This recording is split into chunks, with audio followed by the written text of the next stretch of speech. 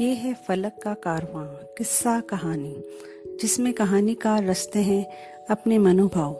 आज मैं वंदना पुरोहित अपनी ही लिखी कहानी अपनी ही आवाज में आपको सुना रही हूँ, जिसका शीर्षक है अपने लोग अपनी मिट्टी। विदेश में रहने के कारण बरसों से बंद पड़े अपने घर को जब वृंदा ने आज खोला तो कई मन में छुपी यादों ने उसे आ घेरा। सामने ही रखी उसकी और अनिल की हनीमून ट्रिप की फोटो ने उसे आज बरसों पीछे धकेल दिया था। वो सुनहरी यादें उसके मन में हिलोरे लेने लगी, लेकिन अब अनिल इस दुनिया में नहीं था तो हर खुशी उसे बेमानी सी लग रही थी।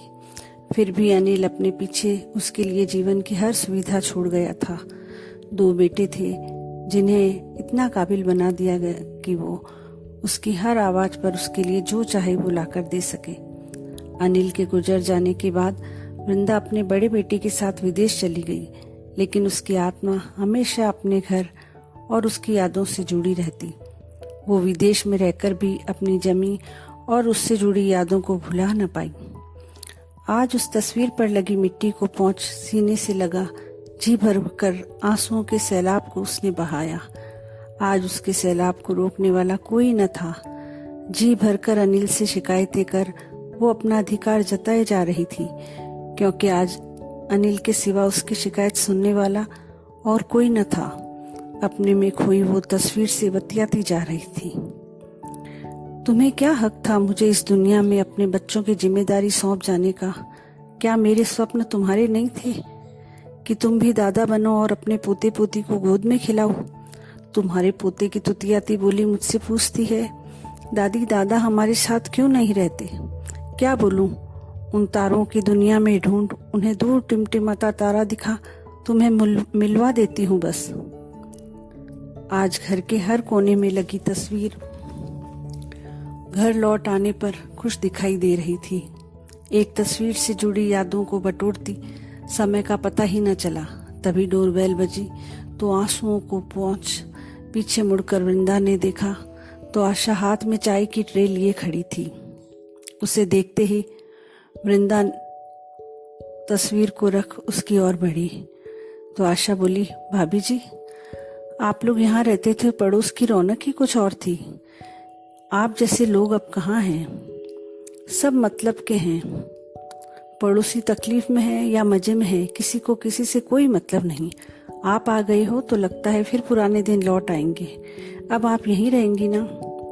वृंदा ने आशा का हाथ पकड़ हाथ में हाँ में गर्दन हिला दी।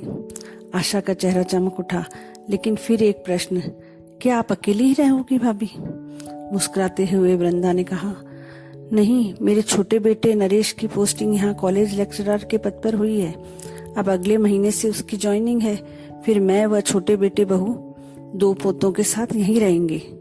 इसलिए मैं भी ऑस्ट्रेलिया से यहाँ आ गई। तुम्हारे भाई साहब के जाने के बाद बड़े बेटे अमरीश ने मुझे अपने साथ रखा था, लेकिन अपनी मिट्टी की बात ही कुछ और है। आशा खुशी से झूम उठी, वाह भाभी, अब आप यहाँ हो तो फिर वही दिन लौट आएंगे। कुछ भी काम हो तो जरूर बताना, हमें पराया ना समझना। अब चलती हूँ, और हाँ, शाम का खाना आपका मैं पहुँचा दूंगी। आप आराम करना, सफाई के लिए मैं अपना नौकर भेजती हूँ। कहकर आशा ट्रे उठाकर मेन गेट की ओर चल दी। वृंदा आशा के अपनेपन को एकटक देखे जा रही थी। विदेश में रहकर भी फ्लैट और जॉब के सीमित संबंधों में वो घुटकर रह गई थी। आज उसे लगा, सच अपने लोग अपनी मिट्टी की खुशबू के कारण ही हम वहाँ छटपटाते रहते हैं और अपने वतन लौटकर ही सुकून मिलता है। पुनः अपनी व अनिल की तस्वीर लिए वृंदा मुस्कुराती हुई बोली, अनिल, अब सब शिकवे शिकायतें खत्म। अब जल्दी से घर को सजाना है। बच्चे अब यहीं रहेंगे। नई ऊर्जा और नए उत्साह से वृंदा नई खुशियों के स्वागत की तैयारी करने लगी।